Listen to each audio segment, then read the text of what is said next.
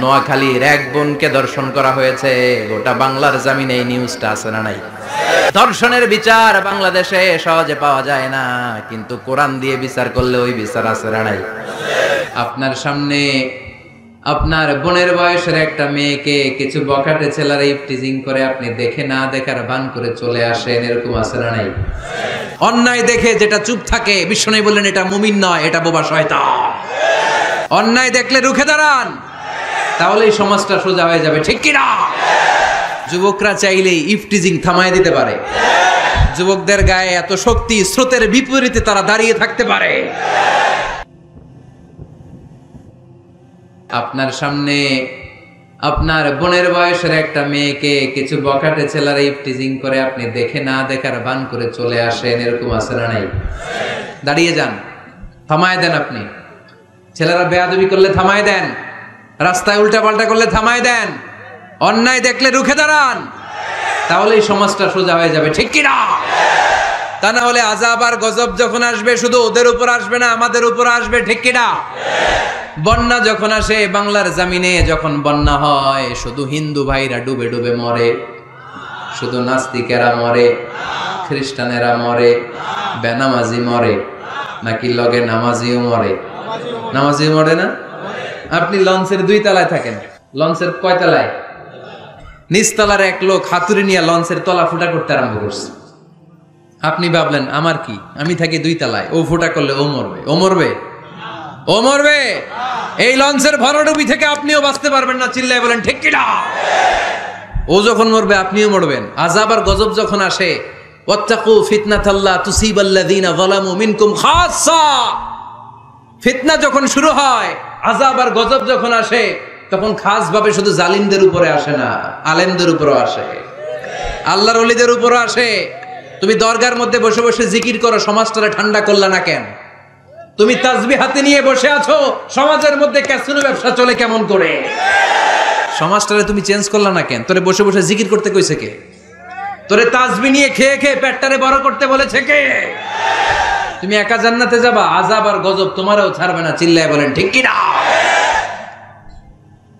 Dengue যে হয়েছিল বাংলাদেশে কিছুদিন আগে, শুধু হিন্দুরা মরছিল? সব নাস্তিকগুলা মরে গেছিল? মুসলমানও মরছে, ঠিক কিনা? মুসা আলাইহিস সালাম আল্লাহরে প্রশ্ন করলেন, আল্লাহ আপনি যখন আযাব দেন, গজব দেন, ওই এলাকার সবার উপরে দেন কেন? আযাব আর গজব তো নাফরমানদেরকে দিবেন, ওই এলাকার ভালো লোকদেরকেও দেন কেন? ভূমিকম্পে শুধু হিন্দুরা মরে না কেন? কাফিররা মরে না কেন? মুসলমানরা মরে কেন? নাস্তিকগুলো মরে না কেন? নাস্তিকগুলো মরে কেন? আপনি বাইসে বাইসে আযাব দিতে পারেন না?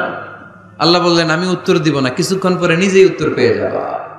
মুসা আলাইহিস সালাম হাঁটতে হাঁটতে হঠাৎ ক্লান্ত হয়ে পড়লেন, একটা গাছের নিচে তিনি শুয়ে পড়লেন। হঠাৎ করে ঘুম চলে আসলো। ওই গাছের পাশে ছিল 20 পিঁপড়ার বাসা।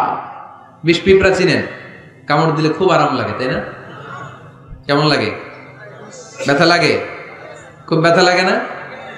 3-4টা 20 পিঁপড়া ওই 20 পিঁপড়ার বাসা থেকে এসে সাইয়েদনা মুসা আলাইহিস সালামের পায়ের মধ্যে কামড়াতে আরম্ভ করলো। মুসা আলাইহিস সালামের মেজাজ তো খুব নরম ছিল, তাই না? খুব গরম মেজাজের নবী ছিলেন, রেগে যেতেন, খুব সাহসী ছিলেন। এই 2টা ক্যারেক্টার খুবই সাহসী, এক হচ্ছে মুসা আলাইহিস সালাম, আর এক হচ্ছে সাইয়েদনা ওমর ফারুক, ঠিক কিনা? ওনাদের কথার চাইতে হাত চলতো আগে। এরকমও দরকার আছে না নাই? মায়ের উপরে ওষুধ নাই, মায়ের ভেতরে ভিটামিন আছে, ঠিক কিনা? মাঝে মাঝে এই ভিটামিনের দরকার আছে না নাই? শুয়ে রইলেন মুসা আলাইহিস সালাম, 3-4টা 20 পিঁপড়া এসে পায়ে কামড়ানো শুরু করলো। পিঁপড়ার কামড় খেয়ে মুসা আলাইহিস সালাম জেগে গেলেন, রেগে মেগে আগুন, খুঁজতে আরম্ভ করলেন কিসে এত ব্যথা, দেখে পিঁপড়ায় কামড়ায়। এই 3-4টারে তো মারলই, পাশে দেখে পিঁপড়ার বাসা, পুরা বাসাটারে পা দিয়ে ভেঙে চুরে ছারখার। রাব্বুল আলামিন ডেকে বললেন, মুসা পিঁপড়া কামড় দিছিল কয়টা? কয় 3টা। তাইলে পুরা পিঁপড়ার বাসা ভাঙলা কেন? কামড় দিয়েছে 3-4টা পিঁপড়া, পুরো পিঁপড়ার বাসাগুলোরে ডলে ডলে পিষে শেষ করলা কেন? আল্লাহ ডেকে বললেন, মুসা আযাবার গজব যখন আমি পাঠাই, জালেমরা যেমনি মরে আলেমরাও মরে। এজন্য আপনি আলেম হয়ে বসে থাকলে, খানকার ভিতরে বসে থাকলে দেশ চলবে না। খানকার ভিতরে বসে থাকলে গোটা বিশ্ব যদি শয়তানের রাজ্য চলে, আপনি মুক্তি পাবেন না। গোটা বিশ্বটা ঠিক করার জন্য আল্লাহ আপনারে পাঠাইছে। এত মানুষের দরকার নাই, সংস্কারবাদী একজন পারে বাংলাদেশকে সংস্কার করে দিতে, ঠিক কিনা? যুগ জামানা পাল্টে দিতে চাই না অনেকজন, এক মানুষই আনতে পারে জাতির জাগরণ। এক মানুষই বিপদকালে বাঁচায় কাফেলায়, ক্ষুদ্র ডিঙ্গি বাঁচায় জাহাজ অসীম দরিয়ায়। এজন্য একা একা মুসল্লি সাইজেন না, সমাজটারে মুসল্লি বানাইতে হবে। একা একা সালাত পড়েন না, আশেপাশে সবাইরে নিয়ে মসজিদে ঢুকতে হবে, আওয়াজ তুলে বলেন ঠিক কিনা। এজন্য আল্লাহ বললেন আল আমিরুনা বিল মারুফ ওয়ান নাহুনা আনিল মুনকার, ভালো কাজের আদেশ করবে, মন্দ কাজের নিষেধ করবে। মন্দ কাজ যদি, খারাপ কাজ যদি কেউ দেখে, ক্ষমতা থাকলে টিপু ভাইয়ের মতো হাত দিয়ে থামায় দেন, ক্ষমতা না থাকলে মুখ দিয়ে এটার বিরুদ্ধে বলতে আরম্ভ করে দেন, ফেসবুকে লেখালেখি শুরু করে দেন।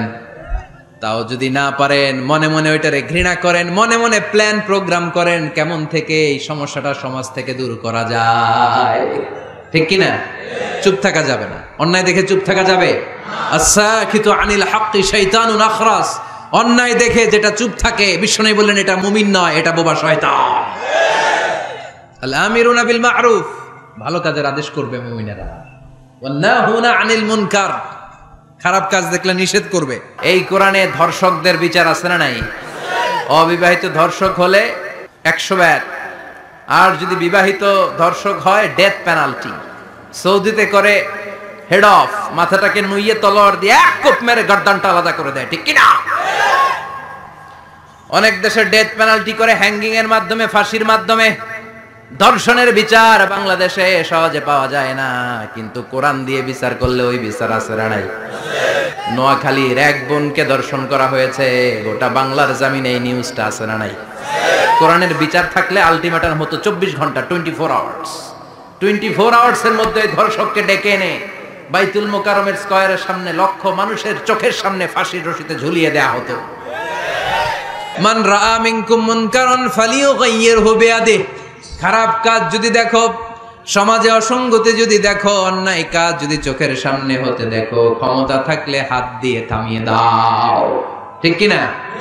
চেয়ারম্যান সাহেবের জন্য এটা ওয়াজটা, উনি পারবে, আপনি পারবেন? আপনি যদি হাত দিয়ে থামাইতে দেন, খবর আছে না নাই? চেয়ারম্যান সাহেব যদি থামাই দেয়, কোনো ঝামেলা আছে? তাহলে প্রথম স্তর হচ্ছে আমাদের টিপু ভাইয়ের জন্য। টিপু ভাই অন্যায় দেখলে থামাই দিবেন, ঠিক কিনা? টিপু ভাইয়ের সাথে আমরা আছি না নাই? অন্যায়কে রুখে দেন, জঙ্গিবাদকে রুখে দেন, টেন্ডারবাজি রুখে দেন, চাঁদাবাজি রুখে দেন, ক্যাসিনোর ব্যবসাকে রুখে দেন। যুবকদের গায়ে অনেক শক্তি, অনেক উচ্ছ্বাস। যুবকরা চাইলেই টেন্ডারবাজি বন্ধ করে দিতে পারে, যুবকরা চাইলেই চাঁদাবাজিটাও বন্ধ করে দিতে পারে, এরা চাইলেই সমাজটারে যৌতুক মুক্ত করতে পারে, এরা চাইলেই সমাজটারে সুন্দর করতে পারে, যুবকরা চাইলেই ইফটিজিং থামায় দিতে পারে। যুবকদের গায়ে এত শক্তি, স্রোতের বিপরীতে তারা দাঁড়িয়ে থাকতে পারে। এজন্য প্রাণের এই উচ্ছ্বাস, যুবকদের রক্ত গরম, এই শক্তি, এই সম্ভাবনা ইসলামের পক্ষে কাজে লাগানোর দরকার আছে না নাই? এজন্য আল্লাহ বললেন আল আমিরুনা বিল মারুফ, ভালো কাজের আদেশ করো। ও আমার যুবক ভাইয়েরা, বিকেল বেলা ক্রিকেট খেলার পরে তুমি ওযু করে মসজিদে যাও, তোমার বন্ধুগুলো বল, স্ট্যাম্পার, ব্যাট নিয়ে চলে যায়, তাদেরকে ডাকো, তাদেরকে ডাকো। নামাজ একা পড়লে হবে না, সবাইকে নিয়ে নামাজ পড়তে হবে। ভালো কাজ নিজে নিজে করলে হবে না, ফ্যামিলির সবাইকে নিয়ে, বন্ধু বান্ধব সবাইকে নিয়ে করতে হয়, ঠিক কিনা? তোমরা ভালো কাজের আদেশ করো, মন্দ কাজের নিষেধ করো। তা'মুরুনা বিল মা'রুফি ওয়া তানহাউনা আনিল মুনকার। তা না হলে হে নামাজি, তা না হলে হে নামাজি, গজব নাজিল হবেই হবে, অশান্তি কোলাহল বাড়বে, সমাজ তো আর থামবে না, শান্তি তো আর আসবে না। পড়েন, ভালো কাজের আদেশ করো, মন্দ কাজের নিষেধ করো। সবাই পড়বেন, তোমরা ভালো কাজের আদেশ করো, মন্দ কাজের নিষেধ করো। তা'মুরুনা বিল মা'রুফি ওয়া তানহাউনা আনিল মুনকার। ঠিক কি না? ভালো কাজ একা করলে হয় না, ভালো কাজ সবাইকে নিয়ে করতে হয়, ভালো কাজের যেমনি আদেশ দিতে হয় মন্দ কাজেরও নিষেধ করতে হয়, ঠিক কিনা? আপনার সামনে আপনার বোনের বয়সের একটা মেয়েকে কিছু বখাটে ছেলেরা ইফটিজিং করে আপনি দেখে না দেখার বান করে চলে আসেন, এরকম আছে না নাই? দাঁড়িয়ে যান, থামায় দেন। আপনি ছেলেরা বেয়াদবি করলে থামায় দেন, রাস্তায় উল্টা পাল্টা করলে থামায় দেন, অন্যায় দেখলে রুখে দাঁড়ান, তাহলেই সমাজটা সোজা হয়ে যাবে, ঠিক কিনা?